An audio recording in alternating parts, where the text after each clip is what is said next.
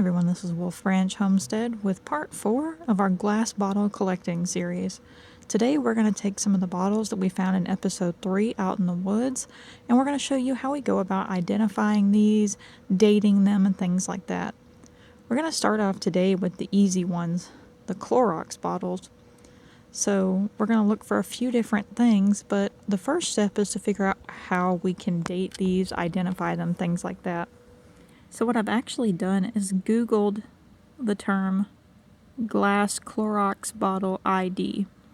My very first search result is from the Clorox company itself. They've had so many questions over the years about how to identify the glass bottles and date them that they have their own page on their website for Vintage Bottle Guide.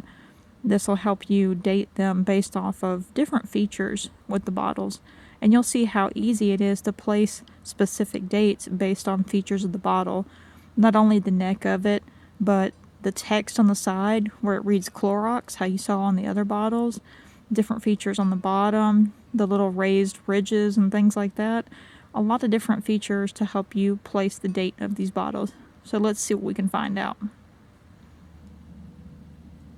So at the top of the page we have a section called Collector's Tips. And this gives us a really helpful thing to go ahead and date this after the 1940s on these bottles. We don't have a section for the rubber stopper. We actually have a screw cap section on the top of these bottles. The original cap is not on them, but you can see the section on the bottle where it would have fit down on there. Now there's another identifying feature with this that we're also going to look for in dating it further past 1940.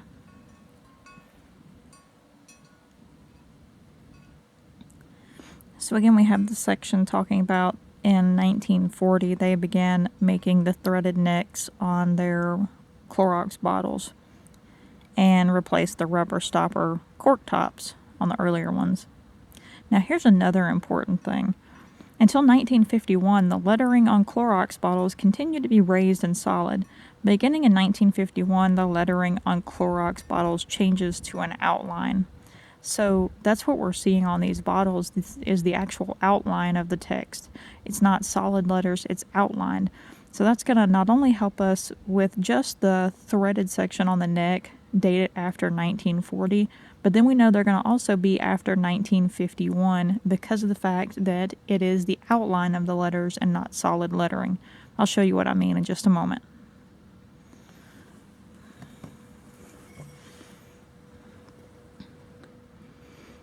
So here's what I mean by the actual outline of the letters and not solid.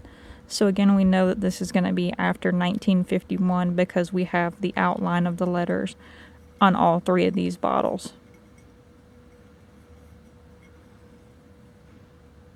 So again, features like this, including information from the actual manufacturer like Clorox where they have an actual page for that, that's really helpful. And they're giving you information on how to date these through certain time periods. So we're going to look at the bottom now and see if we have any features on here that might pinpoint a year. So we know, again, at the top left over there, we have the I inside of the O. That's Owens, Illinois. You can also use these maker marks to place a certain time period because the maker's marks would change over the years. We see a 2 at the top. It looks like a 10 or a 01 at the bottom. And maybe a 6 or a 9.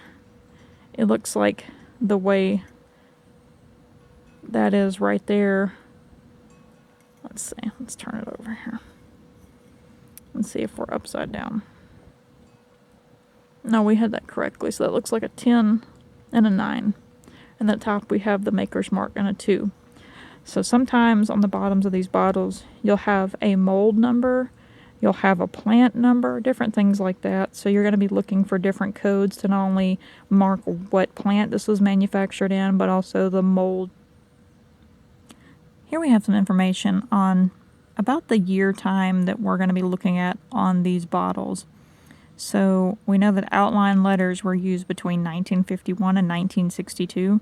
So that again helps us narrow down that it's going to be between those years that these bottles are from. Now through 51 and 54, we had pint, quart, half gallon, and gallon bottles. The outline lettering and also the grain texture extends down the label panel. We know that we have that grain texture all the way down the entire bottle, as you can see here.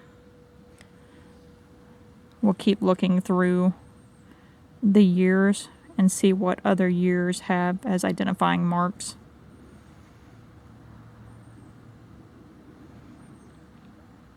And we have two different neck sizes shown on this right here. We have a wider neck and a more narrow one. Let's see if we can get some more information, because it looks like to me we have a more narrow one on, let's see, looks like a narrow one on two of them, maybe a shorter kind of stockier neck on the other. We can also see that we've got on this grain pattern, look at how that top section is. And then look what it looks like on here, where it has like actual lines, it looks like, going through it. You don't see the lined part on this one. And the markings on the bottom of the bottles are also going to be different. So you can see this one as an example. So I'm going to go ahead and say that it's probably going to be this one with the lines that's going to have a different bottom to it. Let's see if I'm correct. It's not actually. But you can see the difference in the numbers. So we've got a 12 up there, a 3 and a 6 at the bottom. Now the one in the back that has the stockier neck to it also has the ridges, the lines. This is the one where we've got a different bottom to it. You can see the Owens, Illinois mark at the top is in a different pattern. We have 13 US, 3, and it looks like 51, so we might go ahead and assume that this one with the 51 will be our date code for this bottle to be from 1951, that initial early on where they changed to the outline letters. So looking at that number, we'll say that that one will probably be 1951, and it'll be trying to identify these two next. So we're going to look at marks on the bottles, look at other information. They also have information about the width of the neck and the height of the bottle, I believe, where that can help you place your years as well. So here we see information that between 55 and 59, the side content identification was replaced by a raised fill line. 2-finger handle appears on gallon and half gallon.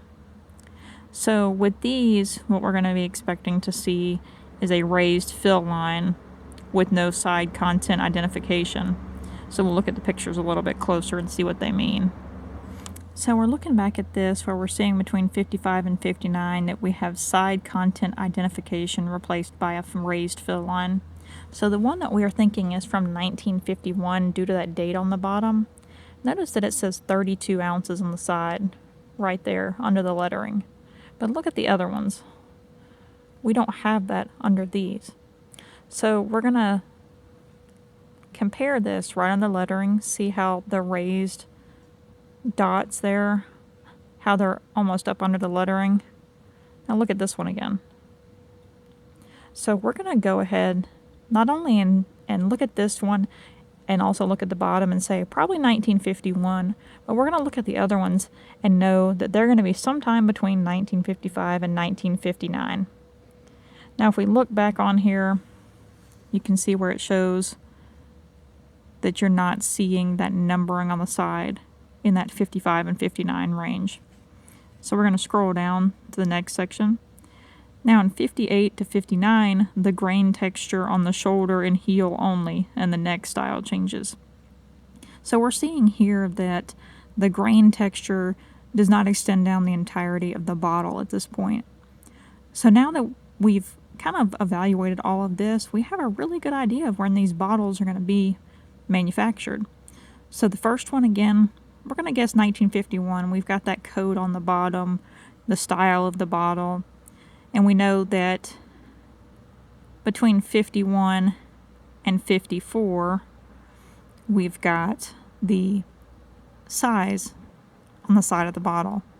like this one up here where it says 32 ounces. And then you know between 55 and 59, we don't have that side content. We have a raised fill line. So we can place that one probably 1951. And the other ones will be somewhere between 1955 and 1959. And we also, in looking at that, we see that between 58 and 59, that grain texture stops going over the entirety of the bottle, and the neck of it also changes. So in looking at these, you can tell this is not that 58 and 59 neck style. This is the older style. You can also see, like I said, where some of these look a little bit stockier around the middle, and some of them are a little bit slimmer. But again, we know on these bottles and looking at them that this one will probably be around 1951, not only based on the texture extending down the entirety of the bottle, the outline of the lettering, and the content identification on the side. And then we know the other ones will be after because we have the raised fill line without the numbering, but we also have the outline letters still.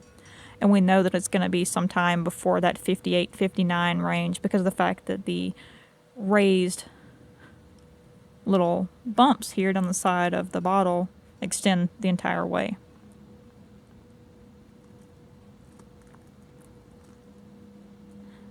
So now we've learned in identifying specifically Clorox bottles that you can go to the actual manufacturer website and they have information about how to identify the older bottles.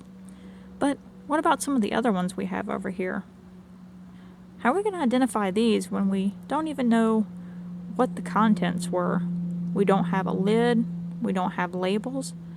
How can we kind of guess what was in here? Well, for starters, we can look at bottle shape. The way this one is shaped right here with the little ridges kind of looks like a ketchup bottle. This one has more of that medicine bottle shape. That one kind of looks like a jam jar, kind of narrow and short.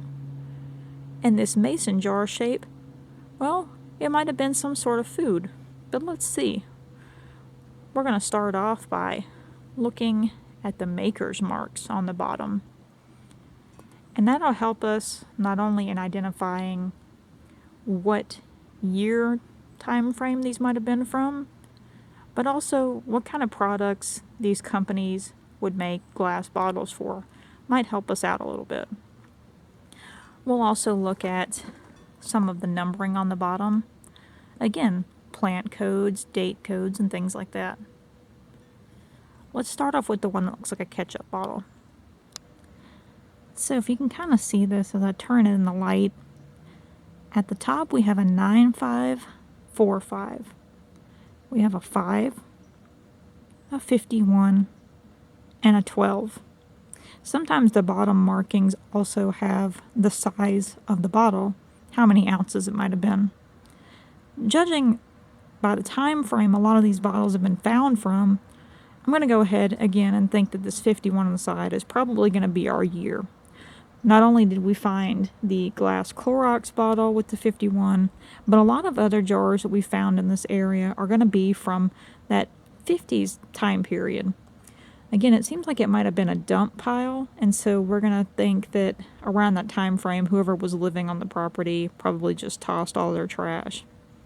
So again, we're going to look at this and go ahead and say maybe 1951. So we'll see some of this that might be size, plant code, mold number, things like that. But we're also looking right in the middle at that maker's mark. Now it looks like an anchor with an H over it. So using some knowledge about glassware, possibly anchor Hocking. But we're going to look on our trusty identification website that we've talked about before.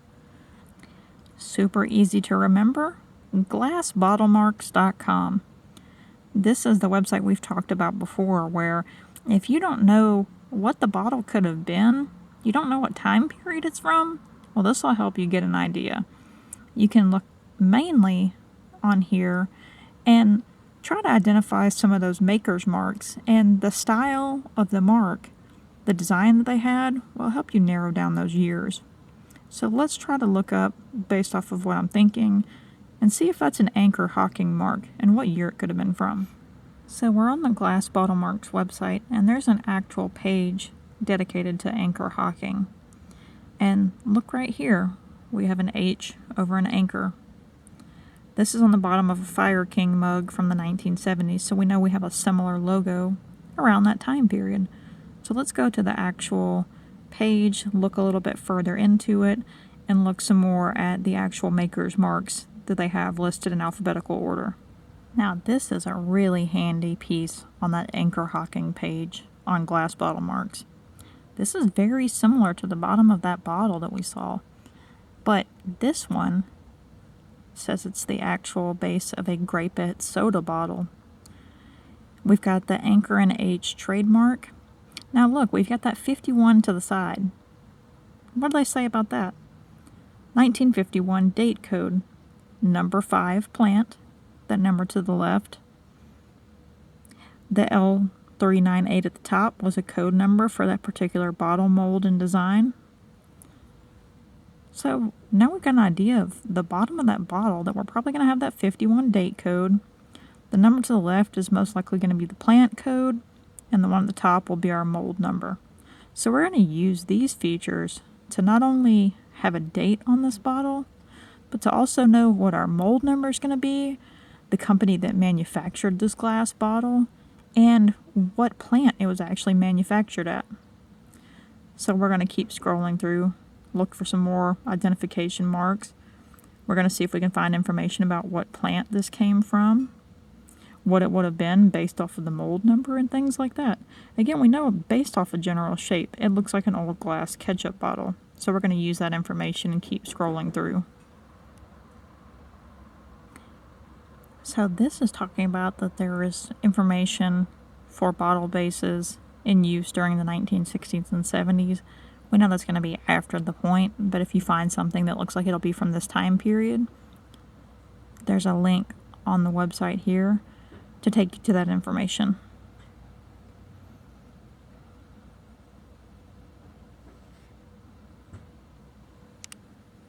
There's our symbol right there on the alphabetical list with the maker's marks. Anchor and letter H entwined, 1937 to date. Let's see if we can find out what plant this might have came from. Looking again at the bottom of the bottle, I didn't recall that when I was first reading this part, but the bottle that we found has the number 5 plant code, so we know that this bottle was manufactured at the number 5 plant, the Connellsville, Pennsylvania. So we have a year and a plant number, and also what glass company manufactured this. We know that they did a lot of food-related things, so including this, where it's a soda bottle. So now we'll look up and see if we can find some more information, see some listings, see bottles that maybe even have their original labels, and see if we can find out if this was actually a ketchup bottle. And if we look at those bottles and we have that same mold number on there, we'll know exactly what we found. So let's try to do some simple searching and see if this actually is a ketchup bottle. Here's a 1951 ad someone cut out of a newspaper that has a Heinz tomato ketchup bottle in it. Look at the top of that, right above the logo. You can see some little ridges right above there, the smooth neck, and the top. But it's mainly those little lines right there. It's very hard to see on the actual camera, but check this out. Those match up identical to the ones that you're seeing in that picture there.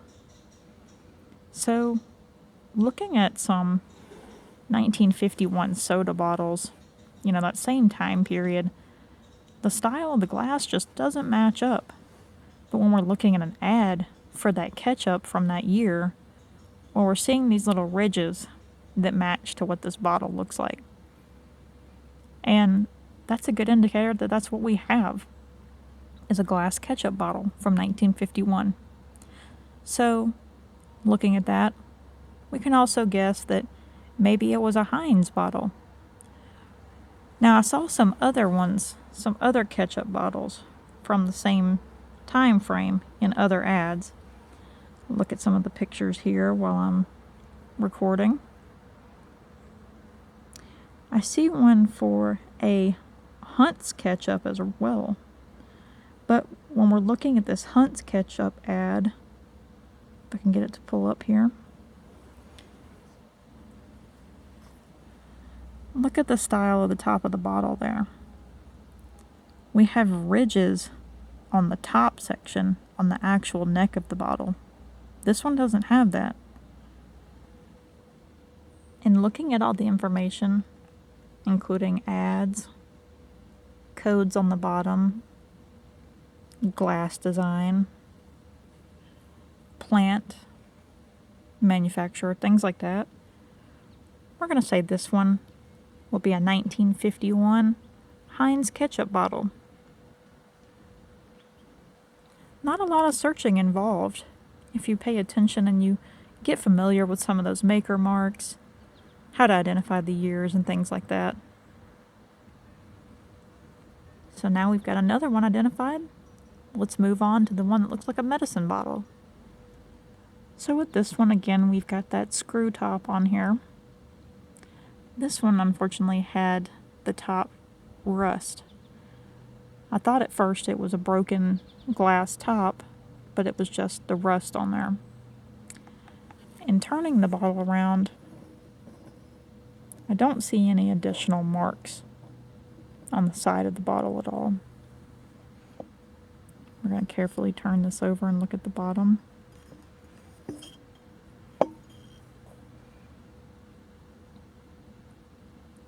So here we've got a 0, a 4, 10 ounces, and the top is 955.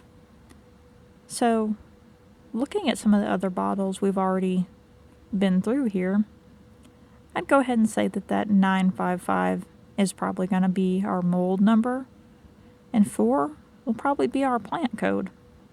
We know that it's 10 ounces in size, and we see what looks like the letter B inside of a circle. Let's go back to the Glass Bottle Marks website and see if we can see what this is.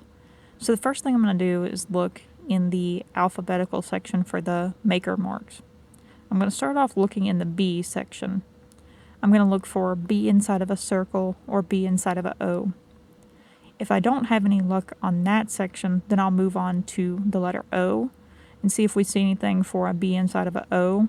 And if no luck with that, then we'll try to see if there's anything about a circle with a letter inside. But we're going to start in the letter B and see what pulls up for that. Back on the Glass Bottle Marks website, the alphabetical list of manufacturers' marks. And we know that we're in the A, B, and so on section here, the first few letters of the alphabet. So we're going to scroll down to B. There we go. A B inside of a circle. Brockway Machine Bottle Company, 1907 to 1933, which became Brockway Glass Company, 1933 to 1988. Mark was used circa 1925 to 1988. And it looks like he's got an actual page for Brockway Glass Company, so we'll check that out. But looking at not only the years of the bottles that we found,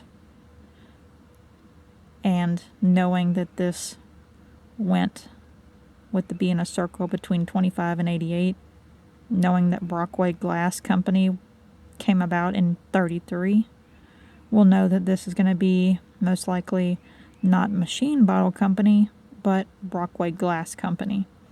Let's check out the page with more information and see what kind of products they manufactured. So here's something handy right here.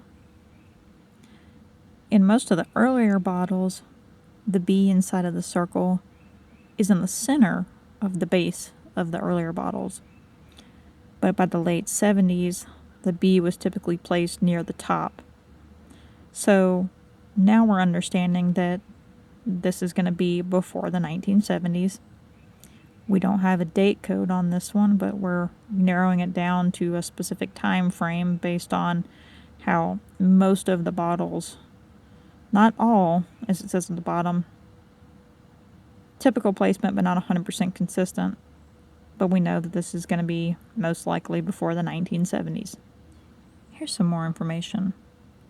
In '88, Brockway glass was purchased by Owens, Illinois. So we're going down the page a little bit more. There's uncertainty on what year the B in a circle mark was phased out. But apparently soda bottles with the B in the circle and later date codes such as 90 are out there. So can't say for sure when the molds were retooled to carry the I inside of the O. It could have remained in use on bottles up until around 2000. Wow.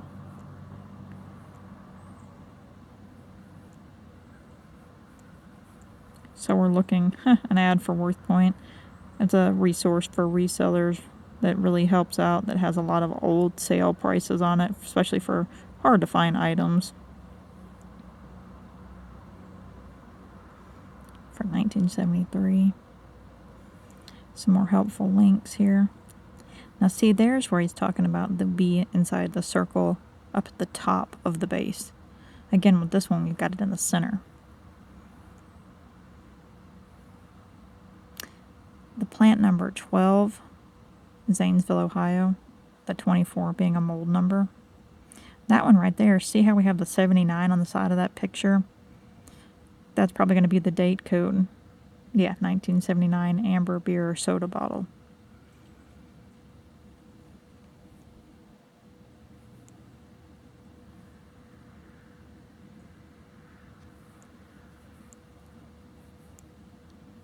A lot of great pictures and resources on the Glass Bottle Marks website. If you're a nerd for identifying the bottles like I am, this is really, really helpful.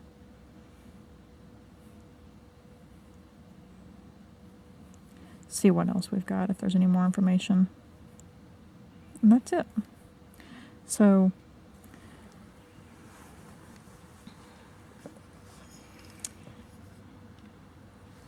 in looking at this, again, we're going to say that 955 will probably be our mold number.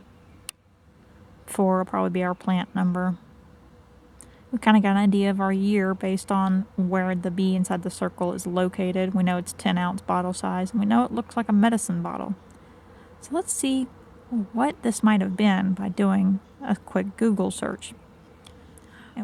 I'll probably start out by first searching for 1950s brown glass medicine bottle, something along those lines. Well, I've done a bit of searching, but I haven't really had any luck finding out anything about this particular bottle. Again, I'm gonna guess somewhere in the 50s on this one because of the proximity to all the other bottles that are from that same time period. We know what manufacturer made this glass bottle. We know what size it is for the contents inside, the 10 ounces. We know we've got a mold number, possibly a plant number. But again, I really haven't found anything about this so far, so if you have any luck figuring out what this might have been, let us know. Again, we know, based off of this shape, it kind of looks like a medicine bottle. But, like I said in looking, I haven't really had much luck with this, so let us know if you are able to find anything about what this bottle may have been. Again, we have no markings anywhere else beside the bottom. We know that we have a screw top lid. You can see what the neck of it looks like here. Maybe somebody else will have some luck.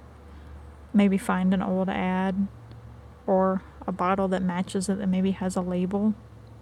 Let us know. Now we're going to move on to the smaller jar that kind of looks like maybe it was a jam jar.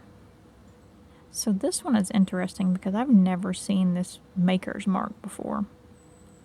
We've got the 9 at the top and 4007 at the bottom. But it almost looks like a little chess piece inside of a circle. But what we're going to specifically look up will be just that chess piece shape. The circle might just be a part of the bottle itself where it was manufactured. But let's see if we can find this. Now, I might not be looking too terribly close up at it, but to me that's kind of what that looks like. See if we can find something about it.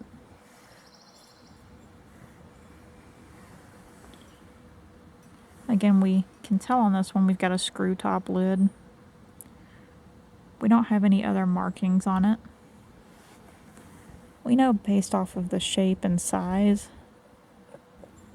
what it could have possibly been. But let's do some digging first and see if we can find out who manufactured this glass.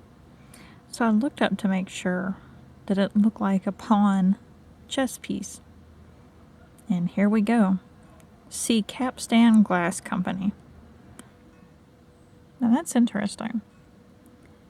It resembles a pawn, but it's supposed to actually represent a capstan, the spool-like contraption installed on ships, docks, etc., and used to move, pull, or lift heavy items. Huh.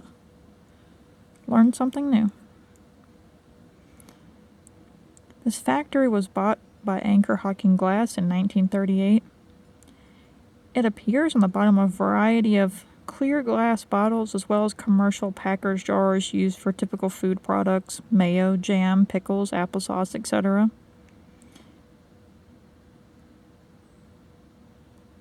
So yeah, we're pretty much right on with the size of this, the shape of it, where it would have been something like a jam jar.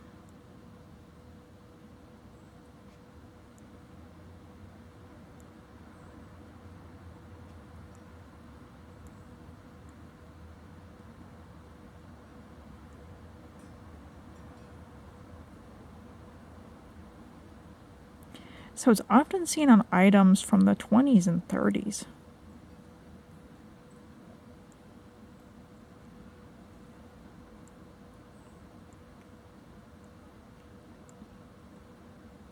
So there's a possibility that that one could have been earlier than the 50s. But because they were later purchased by a different company. So they were purchased in 1938. And you figure after that point that Anchor Hocking probably would have changed to their logo. And scrolling back up, what's interesting is, again, they were in Connellsville, Pennsylvania from 1919 to 1938. And then bought by Anchor Hocking. So we know that the other bottle that we found, the ketchup bottle, was from that particular plant, and it had the Anchor Hocking logo. But we're seeing this one with the capstan, where it says a lot of these were found with dates between the 1920s and 30s. So looking at the dates that this company was actually around, and then looking at the fact they were purchased by Anchor Hocking after 38, and you'd figure that their company logo would change and they would put the Anchor Hocking mark on the other products. There's a chance that this is older than expected. This is another one that's really going to stump me, especially because they made so many things like that, so many of those jam jars and etc. So, here's another one. If you're anything like me and you like to look up all these glass bottles and try to date them, let's see if you have any luck finding out maybe what year this is from. We know what manufacturer we have. We know what time period they were around.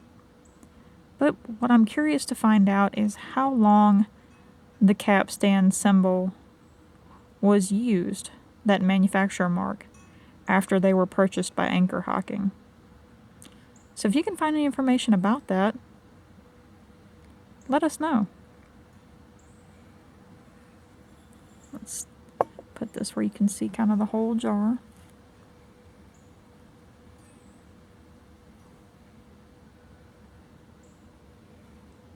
But that's really neat that we can take and look at these bottles and we can kind of get a guess of what product it was just based off of the shape.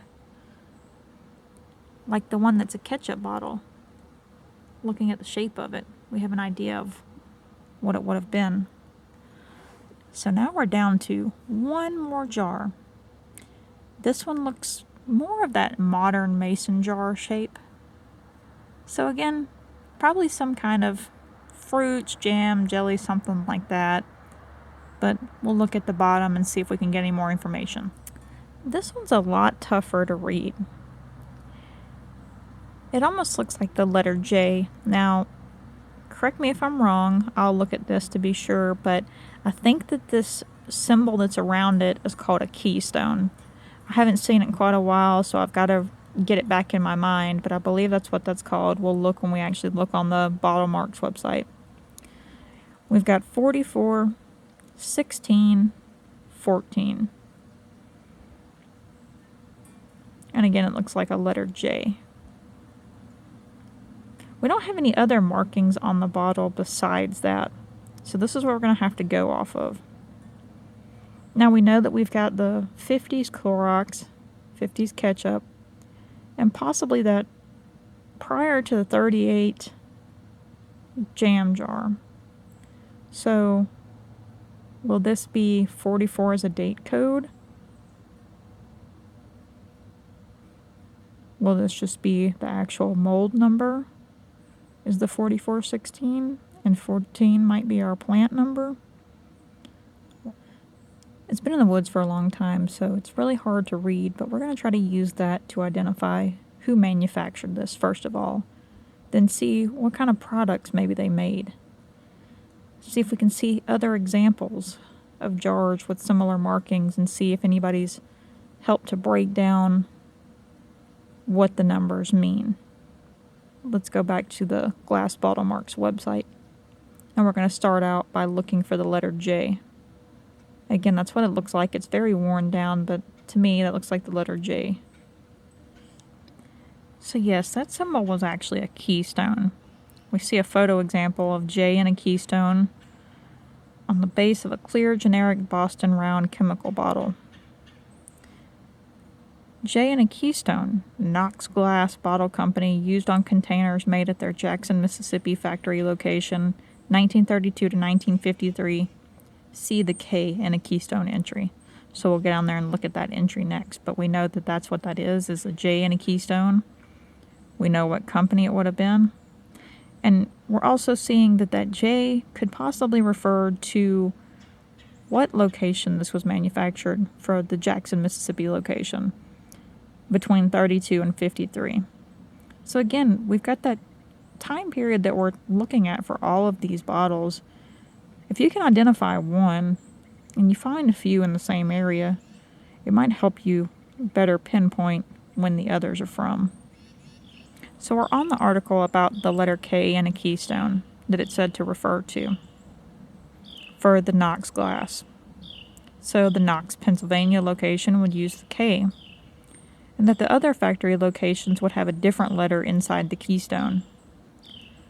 But it's believed that most of the factories switched over to using the K and a keystone mark after about 1953, up to 1968 when Knox was bought out. So again, we know that it's probably going to be sometime before 1953. We know kind of what time frame based on the plant location. And this is a good reference point if you ever see a letter inside of that shape. If you see a K, a J, something like that inside of the keystone shape, then you'll kind of know what to start looking at. Here's an example of the K. Again, you have that shape around it called the keystone. So we had some more information. There was a link at the bottom. The plants, the marks they use. It looks like Bill Lockhart. I haven't seen a lot of information about that, but I've seen this name on the website a couple of times as another person who clearly knows a lot about glass bottles. So let's see what this article has in it and see if this will help us identify what we have.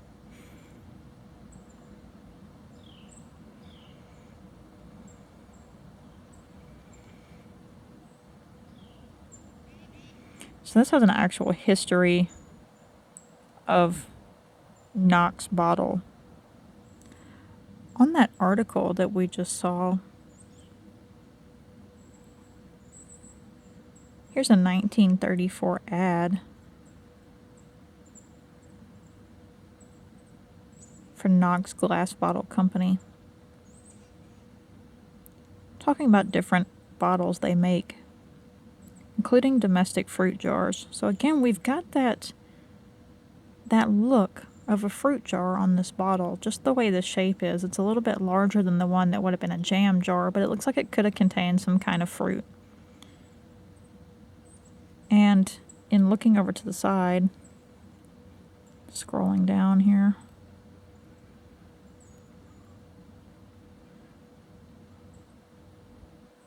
we see again the Jackson, Mississippi plant, 1932 to 1968.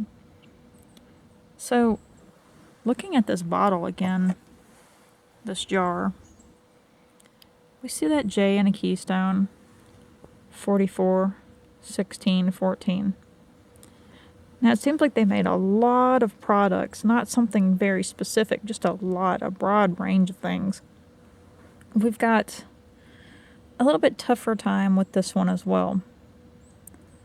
So I'm curious to know if anybody that, again, is interested in looking more into this may be able to decipher what time frame and what our different numbers on the bottom mean. If this could be from 1944 or if it's afterwards and this is just our mold number. Again, we're looking at the J and a keystone, so we know where it would have been manufactured and by what company. But now just dating this is the interesting part. Well, we've done some basic identification. It really helped on the Clorox bottles that the actual manufacturer themselves had a whole page dedicated to identifying them and dating them. We know that one was a lot easier to place based off of the numbering on the bottom, the shape of the bottle. And we've got three that are kind of more generic, where the company manufactured a lot of different things and the bottles aren't really clearly marked as to what they would have been. And again, it's a lot more difficult when you don't have original lid, original labeling, things like that. But it's neat to do some homework on it and research and see what you can find out. Again, we're going to try these out at our local flea market antique mall booth because we see a lot of those old glass Coke bottles, but you really don't see a lot of other types. And there's got to be someone else out there, especially when you look at the fact that we have the Glass Bottle Marks website, where so many people have done a lot of research and compiled information to help us date these bottles. Well, there's got to be someone else around our area that can really appreciate these and add them to their collection. We hope that you've enjoyed following along, not only in part 3 where we went and collected these bottles, but also in the process of identifying these.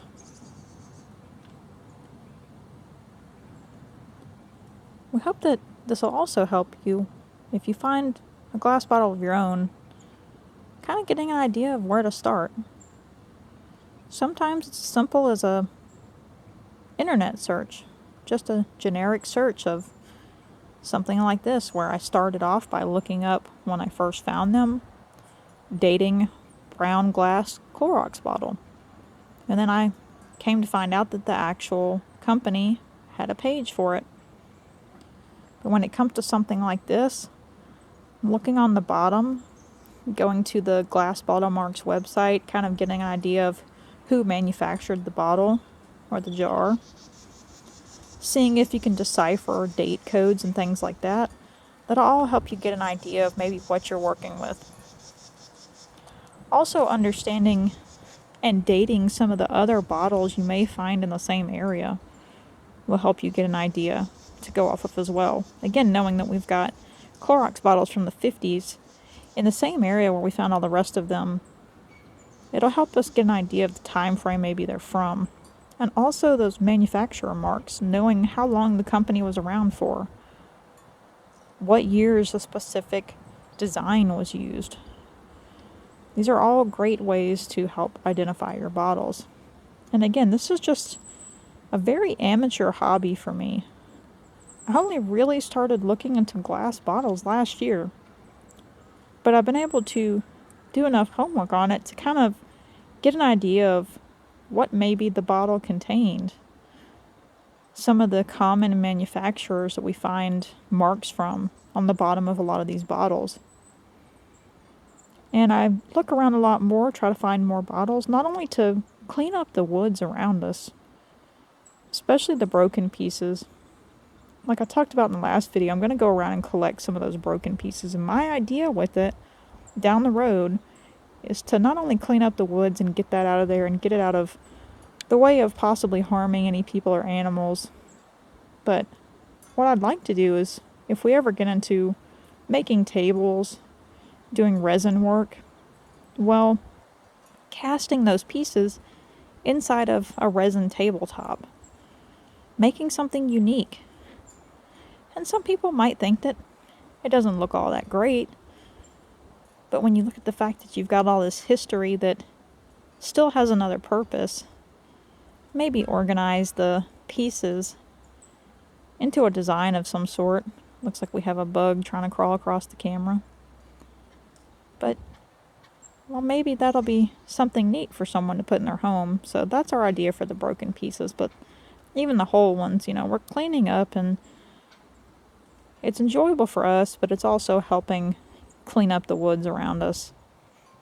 And again, maybe somebody at the flea market booth will really enjoy these and pick them up. Put them up there for a couple bucks a piece.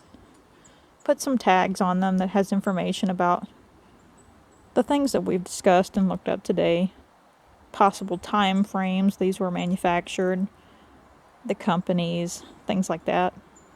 And maybe someone will be interested and pick them up. And that's the plan, because I've got a large collection already of glass bottles that I've found around the area here. And I'd like to share it with everybody, see if anybody else would be interested. And if not, if they stay up there for a while, well, I'll bring them back and just keep them here at home. And if you're interested in something similar to this and you're not able to find it for yourself, well, go check eBay, go check Etsy. A lot of people sell them really affordably, especially, no labeling, no lids, things like that. You can usually find them for somewhere like these, I'd say under $10 a piece, maybe plus shipping. I'd be hesitant to ship them myself because I didn't want them to get broke. But you can find some similar like this on sales platforms. And remember that when you're going on there and you're purchasing off of eBay or Etsy, sometimes you're supporting a small seller like myself. Something that might help sustain them, provide them with alternate income, and really help them out, especially crafters, people that make things by hand. But this video has been pretty long already, so we'll say goodbye for now and say that hopefully you've enjoyed, again, coming along with us, learning about how to identify these bottles, places to look. And if you have any suggestions on maybe a next video in this series, then let us know. Otherwise, we'll probably just go around like we did before and take the camera one day after we've had a lot of rain, go search the branch, search in the woods, and bring you along to see what bottles we can find. We hope you have a wonderful day, and as always, thanks for watching and stay tuned for the next episode.